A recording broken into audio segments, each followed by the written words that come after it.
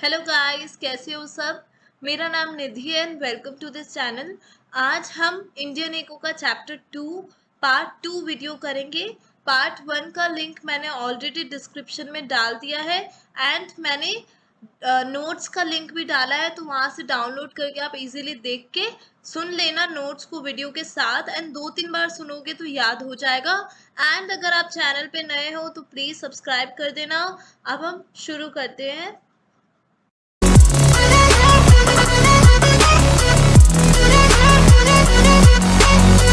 First chapter में Indian eco के ewe chapter में हमने पढ़ा था अलग अलग सेक्टर्स में क्या क्या सिचुएशन थी। इसका वीडियो मैंने डाल रखा है, जरूर देख लेना अगर नहीं देखा है तो, क्योंकि ये क्लियर होना चाहिए चैप्टर।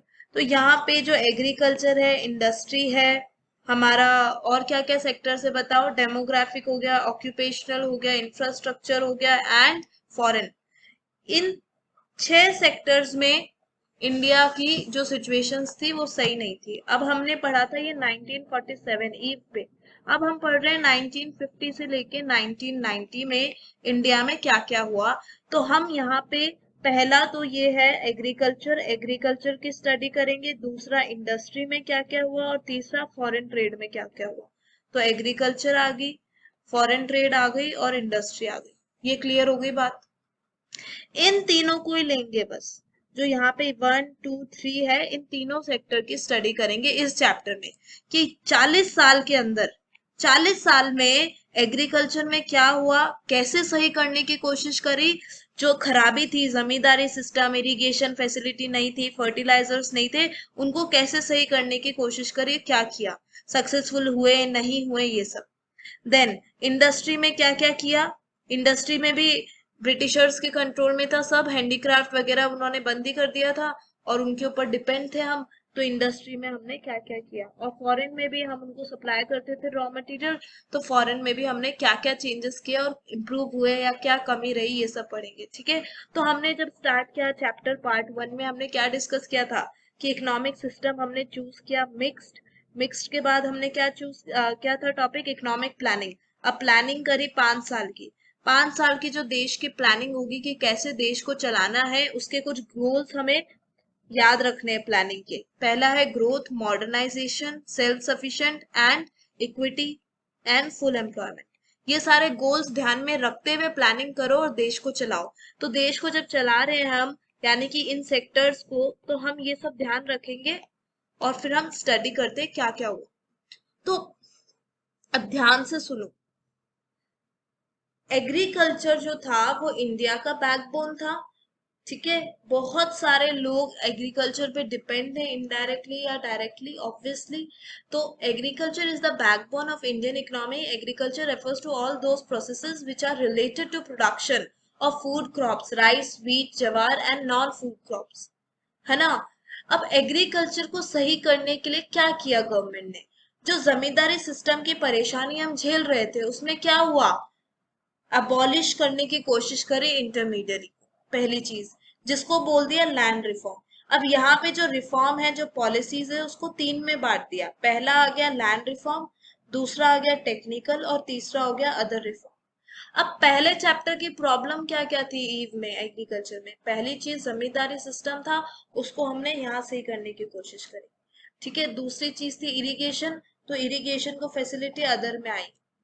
और तीसरी चीज थी फर्टिलाइज नहीं था, वो भी यहाँ पे कुछ ग्रीन रेवोल्यूशन में सॉल्व हुई थी चीज। तो इनडायरेक्टली जो हमारी कमियां थी उसको हम सही करने की कोशिश कर रहे थे, वो ही रिफॉर्म्स है। रिलेट करके याद रखोगे तो याद रहेगा, नहीं तो रट्टा मारोगे और बोलोगे बहुत मुश्किल है चैप्टर, बहुत मुश्किल है। ऐसा कुछ भी नहीं है, समझ के करो। तो लैंड रिफॉर्म जो था उसमें अबॉलिशन करने करा हमने इंटरमीडियरी का।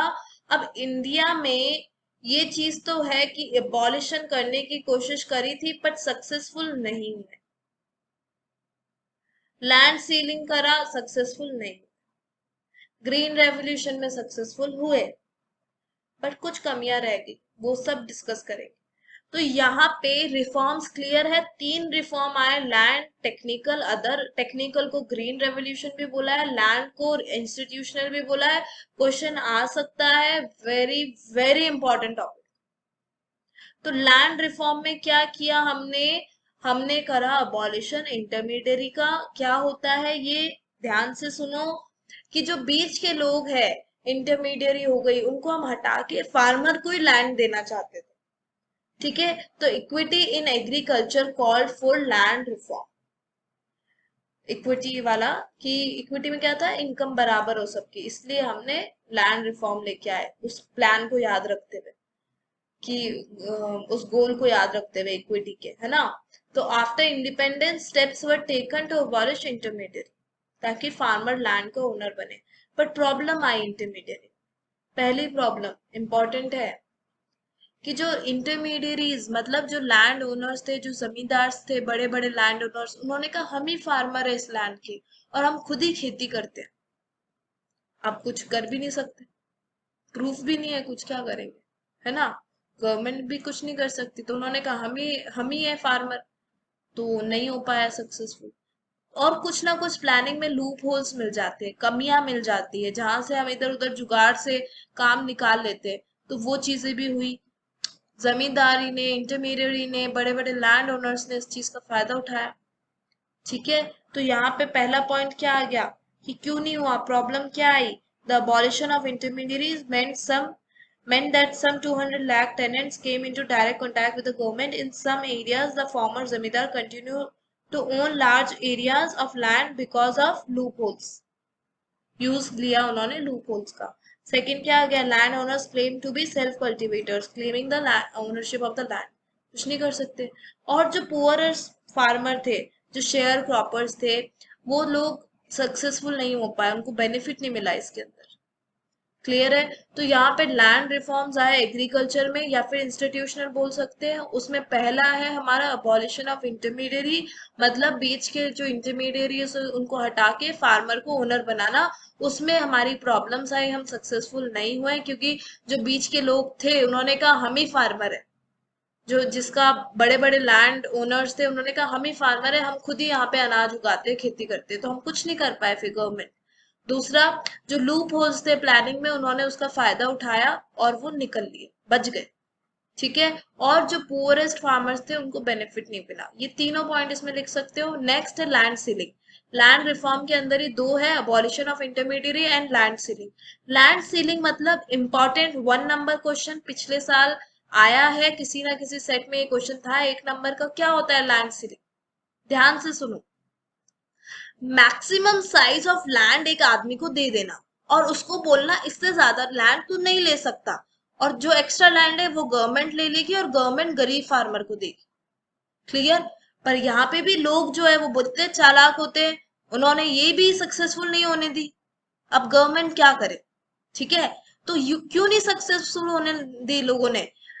उन्होंने जो एक्स्ट्रा लैंड था अपने रिलेटिव के नाम कर दिया, अपने दोस्तों के नाम कर दिया, इधर उधर कर दिया, तो अब कुछ नहीं कर सकते, बच लिए। क्लियर है।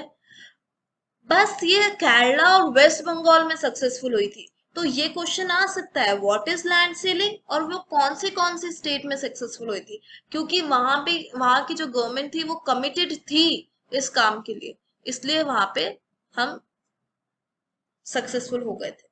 तो land ceiling, this means fixing the maximum size of land which could be owned by an individual, and beyond that limit land would be taken by the government and would be allotted to landless cultivators or small farmers.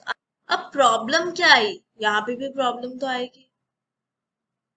तो clear है, problem थी जो हमारी, उसको भी पढ़ लेते हैं, इंपॉर्टेंट है, पेपर के पॉइंट ऑफ व्यू से याद रखना है।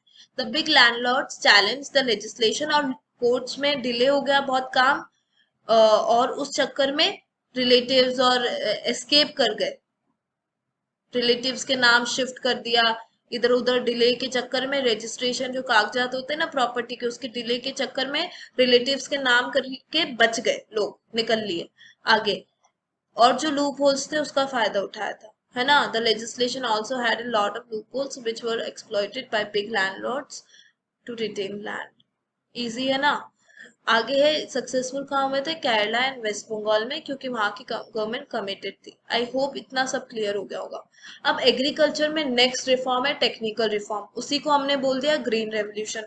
I hope land reform clear होगा। अगर आपको कोई भी डाउट हो तो प्लीज कमेंट में जरूर लिखना, मैं सारे डाउट्स क्लियर करती हूँ हर एक बच्चे के।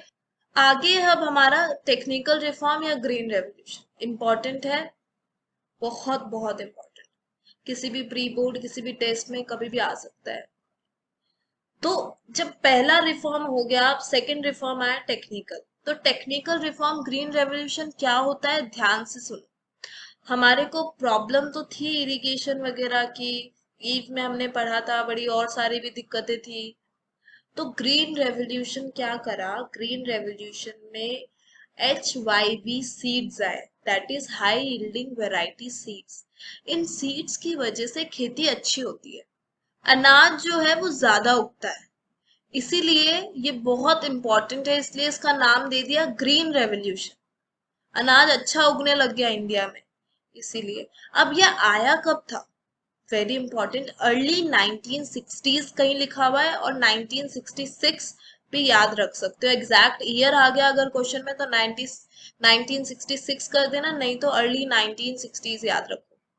इंपॉर्टेंट है ये चीज, 1960s अर्ली, है ना। आगे, it refers to the large increase in production of food crops या grains due to high use of high yielding variety seeds. ठीक है, आगे, HYV सीड्स जो है वो एग्रीकल्चर रेवोल्यूशन लेके आए थे, main reason for agriculture revolution थे। These seeds can be used in those places where there are adequate facility of drainage and supply as compared to other seeds। कैसे, मतलब कि यहाँ पे क्या मतलब है, जहां पे पानी की फैसिलिटी, केमिकल फर्टिलाइजर्स, ठीक है, एंड ये मान लो जो होते हैं ना हमारे पेस्टिसाइड्स, ये सब अवेलेबल है, तभी अच्छा यहाँ पे HYV सीड्स का यूज लेके तुम खेती कर सकते हो। अगर पानी नहीं है तो तुम्हारा सीड लेने का कोई फायदा नहीं। क्लियर। तो सबसे पहले जो अच्छी, जो फर्टाइल लैंड थी, वहां पे ये सक्सेसफुल हुआ था, इसलिए आगे लिख रखा है, इसको समझते हैं। Indian economy experience the success of green revolution in 2 phases. पहला फेज था मिड 60s से 70 के बीच में, पंजाब, आंध्र प्रदेश एंड तमिलनाडु, जहाँ पे अच्छा लैंड था वहां पे हम सक्सेसफुल हुए, चावल वगैरह इन सब की खेती बहुत अच्छी हुई थी। ठीक है, एंड मिड 70s से 80 के बीच में हर जगह हम फैलने लग गए, HYV टेक्नोलॉजी है जो स्प्रेड हो गई नंबर ऑफ स्टेट्स में, तो अच्छा चल रहा था फिर। ठीक है, अब the spread of green revolution technology enabled India to achieve self sufficiency in food grains।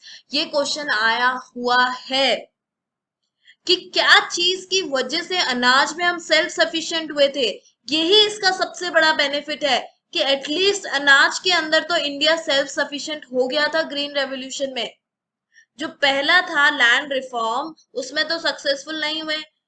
तो इक्विटी को, उसको एम लिया था इक्विटी में कि अमीर और गरीब का गैप कम हो, गरीब को भी फायदा हो, उसमें नहीं हुआ इतना सक्सेसफुल, पर यहाँ पे सक्सेसफुल हुए।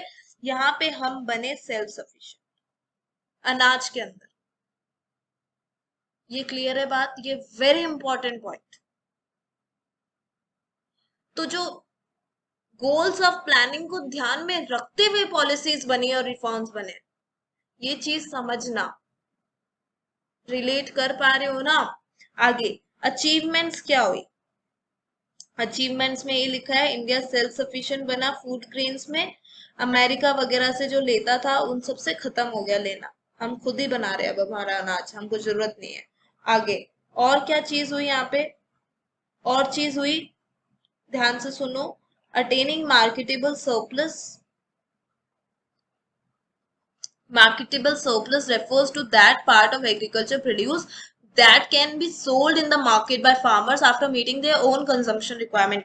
तो इतना अनाज होने लग गया था कि फार्मर बेच रहा था अनाज, अपना अनाज जितना उसको अपने घर के लिए चाहिए उतना रख के बेच रहा था वो। ये मार्केटेबल सरप्लस है। ये क्वेश्चन इंपॉर्टेंट है 1 नंबर के लिए, मार्केटेबल सरप्लस होता क्या है। तब सोचते अरे ये तो आउट ऑफ कोर्स क्वेश्चन है, अरे कहाँ से आउट ऑफ कोर्स, सामने लिखा तो है मार्केटेबल क्या होता है। अब 12th के अंदर हर एक चीज पढ़नी है, एक चीज छोड़ा वहीं पे डाउन, वहां पे आप मुफ्त में उनको बोलो अरे हमारे मार्क्स ले लो हमको नहीं चाहिए। ऐसी बेवकूफी मत करना। सारे नोट्स अच्छे से पढ़ो, इजीली स्कोर कर सकते हो, मुश्किल नहीं है, बिल्कुल भी मुश्किल नहीं है। अगर अच्छे से पढ़ा है तो बिल्कुल मुश्किल नहीं है। मैं आज भी बोल रही हूँ, मैं ये नहीं चाहती कि 80% प्लस आए या 90% प्लस आए। मैं चाहती हूँ मेरा बच्चा अच्छे से 95% के टारगेट को लेके चले। जो भी डाउट है, चाहे कोई सा भी डाउट हो, अकाउंट्स, इकोनॉमिक्स, बिजनेस में, मेरे से जरूर पूछो, मैं जरूर रिप्लाई करती हूँ डाउट्स का। एंड आई सिंसियरली वांट कि जो मेहनत करना चाहता है वो अच्छे से पढ़े, इन नोट्स से पढ़ के इजीली याद हो जाएगा। जैसे जैसे मैं बता रही हूँ नोट्स में ये इंपॉर्टेंट है, वैसे वैसे करें। ठीक है, तो मार्केटेबल सरप्लस क्या होता है, 1 नंबर का आ सकता है टेस्ट में क्वेश्चन, बहुत बच्चों के प्री बोर्ड्स में आया था ये, इसीलिए मैं बार बार बोल रही हूँ कि वो होता है मार्केटेबल सरप्लस जब एक फार्मर एक्स्ट्रा अनाज उगा के बाहर बेचता है, सोल्ड इन द मार्केट। ठीक है, बफर स्टॉक रहने लग गया हमारे पास, अच्छा स्टॉक मेंटेन होने लग गया अनाज का, एक्स्ट्रा वेयर हाउसेस में हम रखते थे जो मुसीबत के समय में काम आ सकता है देश के, और लो इनकम ग्रुप्स को भी बेनिफिट हो। ठीक है, प्राइस डिक्लाइन हुआ ऐसे क्योंकि कंजम्पशन मतलब बहुत ज्यादा हो गया था ना अनाज, इतना ज्यादा अनाज था, दिक्कत तो थी नहीं सप्लाई में, तो फिर क्या हुआ, प्राइसेस डिक्रीज हो गए चीजों के, लो इनकम भी इजीली अफोर्ड कर पा रही थी अनाज, है ना, खाने में इतनी दिक्कत नहीं थी। इजी है ना। आगे चलते हैं। अब कुछ रिस्क, कुछ लिमिटेशंस आ सकती है पेपर में, शॉर्ट कमिंग्स जिसको बोल दिया है। रिस्क क्या है, ध्यान से सुनो। पहला तो ये जो ग्रीन रेवोल्यूशन के जो अनाज है उसमें कीड़े लगने का, पेस्ट अटैक होने के चांसेस हाई होते हैं। अब एक गरीब आदमी जिसने इतनी मुश्किल से HIV सीड्स लिए और उसके कीड़े लग गए, तो उसका तो फिर दिवाला निकल गया, बहुत मुश्किल है उसकी फैमिली के लिए, उसके लिए। तो बहुत लोगों को दिक्कतें आई थी, जो एकदम गरीब फार्मर्स थे उनके साथ बहुत बुरा हुआ, क्योंकि रिस्क ऑफ पेस्ट अटैक ज्यादा था। Risk of income inequality, there was risk of costly inputs, there was risk which costly inputs required under green revolution। मतलब समझो बात को, कि जो इतने कॉस्टली इनपुट्स थे उन्होंने अमीर और गरीब का गैप बढ़ा दिया। जो अमीर है वो इजीली कॉस्टली इनपुट खरीद रहा था, और खरीद रहा था इसलिए वो तो अमीर होता गया, और गरीब फार्मर गरीब का गरीब रह गया क्योंकि वो इनपुट नहीं खरीद पा रहा था। दूसरी चीज, लिमिटेड क्रॉप्स, वीट और राइस में मेन खेती हुई है, ये ध्यान रखना। ग्रीन रेवोल्यूशन में ये 2 क्रॉप सक्सेसफुल हुए। क्वेश्चन आता है बहुत बार, या आ सकते हैं, MCQ क्वेश्चंस है, मैं सारे कवर कर रही हूँ इसलिए सुनना ध्यान से। अब बहुत कम लिमिटेड इफेक्ट हुआ था इसका कॉफी, रबर, जूट पे। ठीक है, आगे है रीजनल इम्बैलेंस। अब जहां पे फर्टाइल लैंड है ना, वहां पे तो अच्छा ग्रीन रेवोल्यूशन आपका काम कर गया, फार्मर्स रिच हो गए, क्योंकि ना तो इतना पानी की जरूरत है और लैंड फर्टाइल है, फटाफट ईल्ड, हाई यील्डिंग है तो ईल्ड अच्छा लगेगा, फटाफट उग जाएगा। बट जहाँ पे फर्टिलिटी नहीं है इतनी अच्छी सॉइल में, वहां पे गड़बड़ हुई, तो इसलिए क्या हुआ, रीजनल इम्बैलेंस हो गया, गैप बढ़ता गया अलग अलग रीजन्स का। ठीक है, अब तो गवर्नमेंट ने कुछ फेवरेबल स्टेप्स लिए। गवर्नमेंट ने पहला स्टेप लिया, ये जो इतनी दिक्कतें आई थी ना इस वजह से कि गरीब फार्मर को बेनिफिट नहीं मिल रहा पा रहा था, इसलिए गवर्नमेंट ने कुछ स्टेप्स लिए। वेरी इंपॉर्टेंट क्वेश्चन बन सकता है यहाँ पे, वेरी इंपॉर्टेंट, गवर्नमेंट ने क्या स्टेप्स लिए थे, वेरी इंपॉर्टेंट। तो government provided loans at low interest rate to small farmers.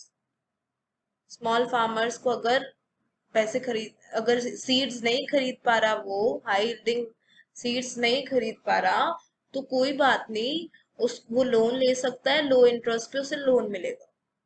Government ने फर्टिलाइजर्स, अगर केमिकल फर्टिलाइजर, पेस्टिसाइड्स बहुत चाहिए इस सीड्स में ताकि सीड्स खराब ना हो, जल्दी कीड़े ना लगे, तो गवर्नमेंट ने सस्ते में फर्टिलाइजर दिए गरीबों को, स्मॉल फार्मर। ठीक है। The risk of pesticide were overcome bye research institute.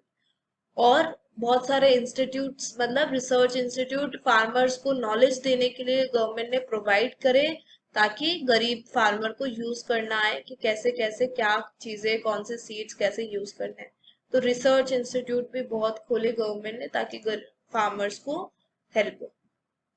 बहुत इजी टॉपिक है, बहुत आसान है। मैं फिर से बोल रही हूँ, वीडियो को 2-3 बार सुनोगे ना, पूरा चैप्टर क्लियर हो जाएगा। जरूरत नहीं लगेगी कि, ऐसा नहीं लगेगा अरे चैप्टर बड़ा घुमा फिरा के, ऐसा नहीं है, बड़ा इजी है। मैंने देखा है लास्ट ईयर कुछ बच्चों को इतना इजी लगता है जो रिलेट करके लिखते हैं, एंड बहुत अच्छा स्कोर करते हैं। और कुछ बच्चे जो स्टार्टिंग में बोलते अरे मुश्किल है, उनके ना कान पहले ही बंद हो गए, मुश्किल तो लगी गई। इसीलिए जब भी पढ़ो एक चीज याद रखो, जब भी किसी से भी पढ़ो, चाहे मेरे से पढ़ रहे हो, तुम यहाँ पे सुन रहे हो, या किसी और से पढ़ रहे हो, या स्कूल टीचर से पढ़ रहे हो, हमेशा जो टीचर बोलता है ना उसको कान खोल के सुनो। अब मैं बोल रही हूँ और तुम कहीं और डे ड्रीमिंग कर रहे हो या कुछ भी कर रहे हो और सोच रहे हो अरे साथ साथ सुनता हूँ, मल्टीटास्किंग, कुछ नहीं होने वाला फिर तो। किसी को भी पढ़ रहे हो ना, किसी से भी 100% अटेंटिव रहो, कान खोल के सुनो, इधर उधर ध्यान नहीं जाना चाहिए, तब तो बहुत अच्छा पढ़ सकते हो, इम्प्रूवमेंट होगी। ठीक है। क्या फर्क है एक 95% में और एक 70% बच्चे में? यही फर्क है, वो सुनता ही नहीं है कि क्या बोल रहे हैं क्या नहीं।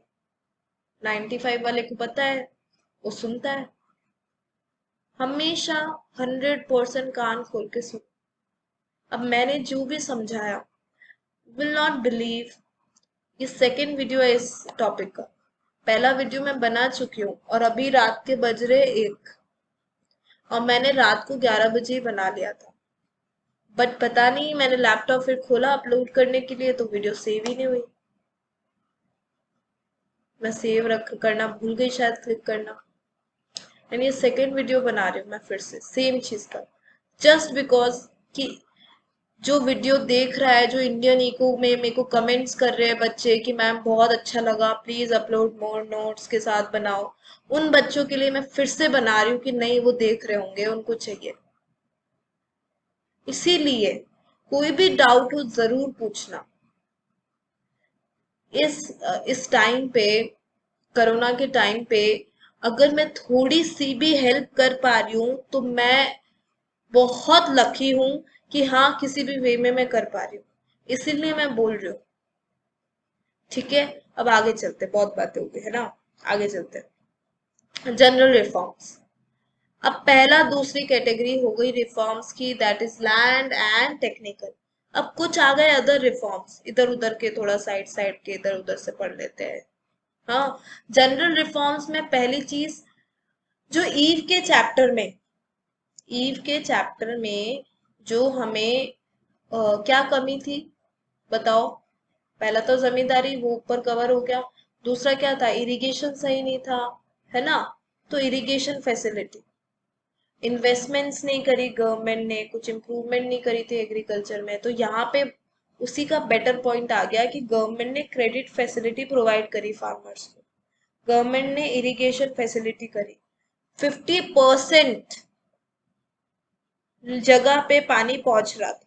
पहले तो 15% ही था बस, अब एटलीस्ट 50% तो हुआ। क्लियर?